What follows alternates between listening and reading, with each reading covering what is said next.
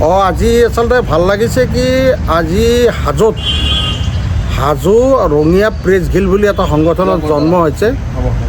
হাজো আৰু ৰঙিয়া অঞ্চলৰ প্ৰায় 20 জনতকৈ অধিক সাংবাদিক এই সংগঠনটোত জড়িত হৈছে। আচলতে মই আজি ইয়াত নিমন্ত্ৰিত অতিথি হিচাপে আচলতে উপস্থিত আছোঁ। মই অৱশ্যে সংগঠনত নাই। দীৰ্ঘদিন ধৰি আমি হাজোত এই সংবাদ মাধ্যমৰ লগত জড়িত হৈ আছোঁ।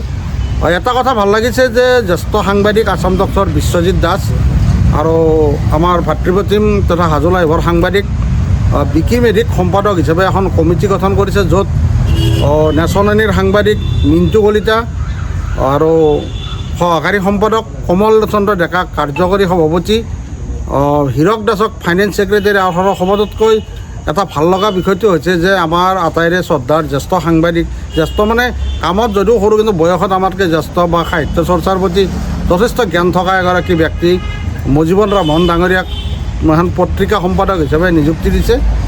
ভাল লাগিছে এইটো বিষয় যে যদিও আমি সংগঠনটোত আমি শুভাকাংক্ষী হিচাপে আমি বাহিৰৰ পৰা তেখেতসকলক ছাপোৰ্ট কৰিম বা তেওঁলোকক আমি আশীৰ্বাদ দিছোঁ যে আগুৱাই যাওক। এটা ভাল লাগিছে কি যে সংগঠনটোত নতুন ল'ৰা বা নতুন উঠি অহা যিখিনি সাংবাদিক তেওঁলোকক এখন উপযুক্ত প্লেটফৰ্ম দিছে, তেওঁলোকক কাম কৰি যোৱাৰ বাবে উৎসাহ প্ৰেৰণ কৰাৰ বাবে তেওঁলোকক নতুন দায়িত্ব দিছে।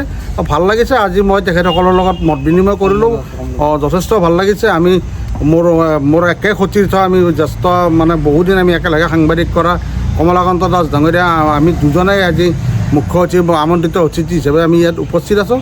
আমি শুভেচ্ছা জনাইছোঁ, আশীৰ্বাদ দিছোঁ, ধন্যবাদ দিছোঁ।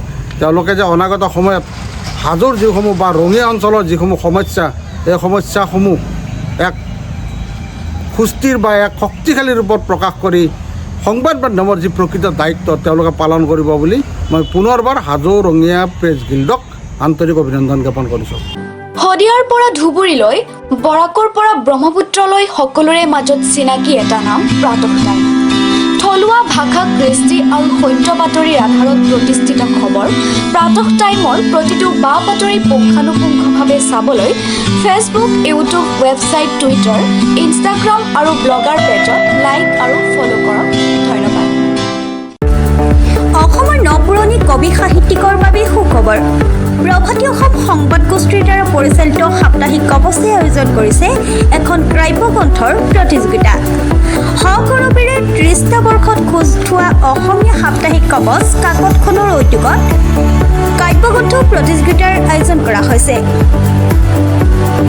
2022 চনৰ পৰা বৰ্তমানলৈ প্ৰকাশিত অসমীয়া কাব্যগ্ৰন্থ দুকপিৰ লগতে লেখকৰ সম্পূৰ্ণ নাম ঠিকনা সখীয়াকৈ লিখি অহা 30টা মেম্বৰৰ ভিতৰত তলত দিয়া ঠিকনাত ডাকযোগে পঠাব পাৰিব। আমাৰ ঠিকনা সাপ্তাহিক কবচ, প্ৰভাতী অসম সংবাদ গোষ্ঠী, বিজয়নগৰ ডাকঘৰৰ সমীপত, কলিতা মাৰ্কেট, 3য় মহলা, জিলা কামৰূপ অসম 781122। মোবাইল নম্বৰ হৈছে 9435114666 অথবা 6003971898 অথবা 9864084600 অথবা কাৰ্যালয়ত হাতে জমা দিব পাৰিব। এই প্ৰতিযোগিতাত বয়সৰ কোনো সীমা নাই। অহা জানুৱাৰী মাহত ফলাফল ঘোষণা কৰাৰ লগতে বঁটাসমূহ বিতৰণ কৰা হ'ব। সকলো প্ৰতিযোগীকে মানপত্ৰ প্ৰদান কৰা হ'ব।